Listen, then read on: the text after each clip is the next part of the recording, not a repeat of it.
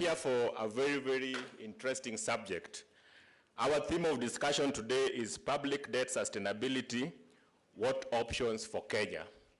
If you look at that theme, we are not taking what you could call any side. We are not saying whether it is bad or good. We want to hear the discussion and see where exactly are we as a country as far as public debt is concerned. So thank you very much. So ladies and gentlemen, like I'd mentioned, our discussion today is going to center around the public debt in Kenya. I know there's been a lot of discussion around this subject, with others saying that we've gone way overboard in terms of the debt, others asking whether we are at a point where we can sustain the debt. Of course, others asking to see what exactly is this debt being used for. Are we putting the money into good use, or it is just borrowing for the sake of borrowing? But of course, there's also been another school of thought that we are okay. We are within the limit. We can be able to sustain. We are living within our means. So these are discussions that have been taking place. And the whole idea of having this platform today was to hear both sides of argument and also hear what you think about what the debt situation is in the country, and then agree as a country. We could call this a dialogue forum, now that we are in the spirit of dialogue as a country. This is a dialogue forum for us to really just understand what exactly is this issue about public debt, and what do we need to do as a country for us to be sustainable. Because even if we are okay today, maybe if we continue with the trend of borrowing, it might get to a point where we are not okay, we are not able to sustain. And then what does that mean to us? And it is important that we get involved in this discussion, because at the end of the day, you and me are the one paying for this debt. It is our taxes that are going to be used to pay this debt. So we have to have an interest, we have to ask questions, because the burden lies squarely on our shoulder, and even on your children who will come after us. So we must be able to be interested in what is happening regarding our debt, and be able to ask the right questions to the right people, so that we are comfortable that as a country we are facing the right direction, and we don't find ourselves in a situation where we have to close shop as a country. No, it's possible for this country to close down if you are not putting a proper monitor on what we are doing. So let's not get there, and let's be able to have this kind of interaction, so that we are all on the same page in terms of the well-being of our country. So without taking so much to have you here, so let me ask our chairman, Mr. Richard Nyaga, just to come and make a brief introductory remarks to pave way for the other people who are coming to speak to us. Karibu Bwana Nyaga.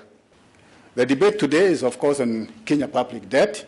It's very topical. You know, you read about it every day in the newspapers. We are very lucky to have the Treasury representative here with us, Mr. Ndoro, to be able to take us through that maze of complexity, because it's very, very important for us to understand. You know, the debt status is taken center stage, and in some quarters, of course, is raising a lot of alarm that the debt level for our nation is very high and unsustainable. That's what we are told. We know that the current debt level stands at 4.6 trillion shillings, representing just over 50%, 54% exactly, of the GDP. The projection is that this will increase to about 59% in the current financial year, 2018-2019. And we know that in our region, we have the highest debt in relation to GDP. Last year, the International Monetary Fund did caution us about the rising debt, and warned us that it may become unsustainable, because our economy is not growing fast enough to cushion the shocks which might arise from the debt. So we were advised that as a nation we need urgent policies to address the vulnerability which might arise from the debt.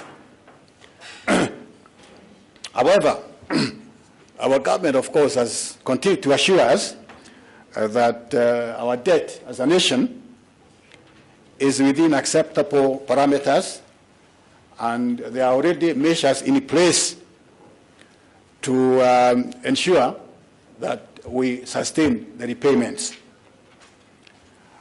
The Cabinet Secretary, Mr. Rotich, has actually informed us that Kenya's debt is way below the country policy and international assessment index standards, which cap debt to GDP ratio at 74%. Ours is 54%. So according to the Cabinet Secretary, we are below the risk factor. Of course, borrowing to develop is not a bad thing.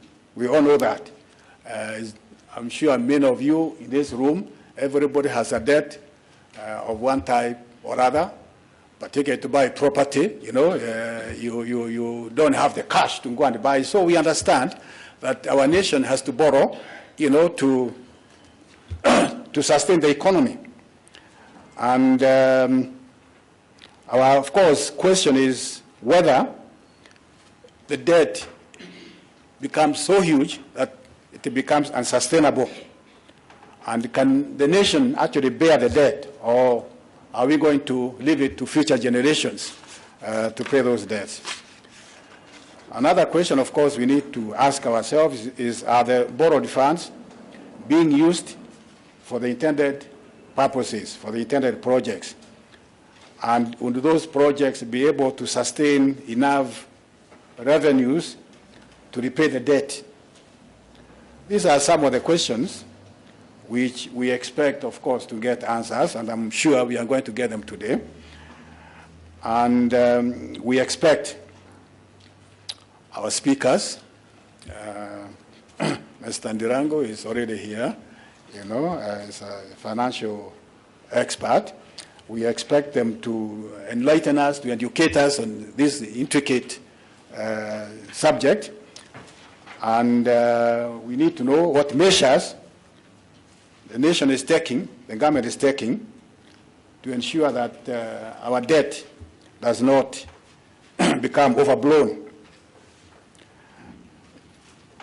We urge you to listen very carefully to what our speakers will be telling us, and please engage them constructively so that we can, by the end of the day, be more educated, more enlightened about the prospects for our nation despite the debt. Before I finish, I would like to mention one other thing which is very current, and that is, of course, the flooding which is ravaging our country presently. It's very, very unfortunate that, of course, we have lost some lives. A lot of properties have been damaged. You have heard of some houses which have collapsed. And this is a regular feature whenever there are rains, heavy rains. Unfortunately, I think we must, or we should, be having problems with our preparedness for this disaster. And we can only urge that at least some measures are required to mitigate against these things, not to wait year in and we have the floods and the same scenario, damage is repeated.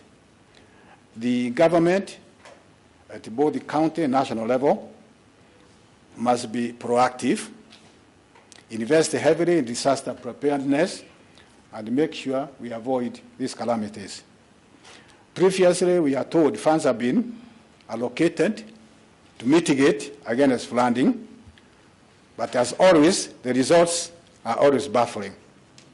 We call on the authorities to urgently revamp the National Disaster Management Agency with the provision for adequate resources to be able to take adequate measures that will cushion Kenyans against disaster. The county governments, which we know are new, 5 years old, should also be supported to develop their own policies and laws to mitigate against these disasters. And there must be proper coordination at all levels to do that. Of course, the loss of life every year, the loss of resources is very, very distressing to all of us. More importantly, there is need to develop measures to harvest rainwater, which is wasted. You know, even in our capital city, we have water challenges, you know, less water available. And we now feel pain as we see water, you know, from the rain, they are being wasted. I think something can be done to harness, to conserve this water. You know, countries like Israel, where there is hardly any rain, you don't hear that they have shortage of water, you know. So we can borrow from some of these countries and see how we can ensure water sufficiency, sustainability for our country, for now and in the future as population. So allow me to stop here and wish everybody a very interactive and educational and interesting morning. Thank you very much. Thank you, Chair, for those remarks. Now you've heard from the host, and he has told us to feel at home and engage as much as we can. So Robertson can come and make your remarks. Karibu. Thank you very much, Henry, and for this opportunity. So, as I have been introduced, my name is Robertson Kabucho. I work for the Hans Adel Foundation as the head of programs. And I'd like to tell you a little bit about the Hans Adel Foundation. We are a German political foundation with our head offices in Munich, and we work in close to 60 countries worldwide.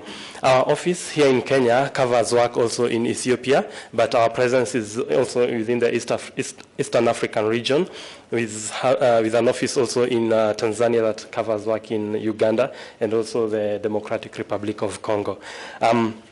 Our work here in Kenya covers different thematic areas. You know, being a German political foundation, our areas of focus is on democracy and the rule of law, good governance issues, and therefore we have different thematic areas under this. We cover work on civic engagement that really focuses on civic education throughout the years. Normally, it happens that civic education is conducted close or during an electoral period, but with the partners that we work with, we like it that we cover this critical aspect even in between an electoral cycle. We also cover work on political dialogues, where we organize dialogues, whether ourselves or through our partners, to provide platforms for citizens and other stakeholders to come together and have conversations and discussions about pertinent topics that affect them. And this one falls under that category, where regularly we have this kind of gatherings. So it can be high-level dialogues, it can be dialogues at the community level. We have also programs around peace and human security around East Africa and Horn of Africa region, where we support studies, we support seminars on these issues just to advance knowledge on the different turning of events on the peace and security issues. And also we have a component on sustainable economic development, where we have an initiative named the Kenya Business Guide that covers information about the Kenyan economy, how to invest in Kenya and what it takes, and the necessary documentations, regulations, and so on.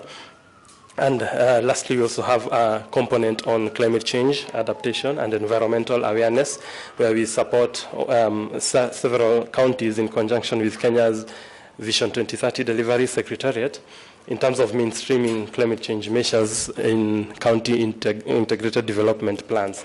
So in brief, that's Hans Adel Foundation for you. And we work with local partners, we support local partners, we support local initiatives, and these are by both state and non-state actors. And in that way, this is where our relationship with CARA has come up. We have been, CARA has been one of our long-standing partners for many years, and we are really proud of them because of the valuable work we do, that they do. And seeing a call from Henry, and it's something that I had to navigate and ensure that our presence is here. And we have seen the great work Kara has been doing. And even as Mr. Richard Nyaga alluded to that, we put in money for this kind of forums, and this year looking at about 9 forums. And for us, it's because we see the value for money. We see the value for money in providing this kind of platforms where citizens can come and engage with the different stakeholders. This can be from government, they can be from the media, they can be from the academia, to find solutions, to explore solutions together. So Kara is one of the partners we have worked with, and we are happy that this forum is taking place, and I'm happy to see most of you, some of you who are regular attendants of the bi-monthly talk series, and as you have noticed, even this year, it's almost on a monthly basis. So we look forward to advance the different issues that are current affairs, that are pertinent to Kenyans, and providing this platform to have dialogue on. And this topic for today, it's quite timely, and I mean, it's something that has been on people's mouths for a long time, and even if you happened to have had a look on some of today's newspapers, you can see even the headlines are things that are related to this. So hopefully today, we are happy to have representation also from the Treasury, so that it can be a wholesome discussion, and as citizens, you can find answers. And not only you who are here, but even for many other Kenyans who are outside of this room, who are in counties across Kenya, that they can, that this forum provides them with that opportunity to understand what it means. I know the kind of example given is that every child born in Kenya owes the country, you know, X amount of money, and I don't know whether that is simple enough to drive the point home to Kenyans to understand what public debt means to them. But hopefully this is a conversation that can go on, and our understanding of it is broadened in terms of what it is, how much it is, and as aptly stated in today's topic, what options for Kenya. So we look forward that at the end of the forum we can arrive at that point. So I wish you fruitful discussions, and that it will be productive, and there will be proper engagement, and to be able to see you in subsequent forums. So thank you very much, and have a wonderful forum.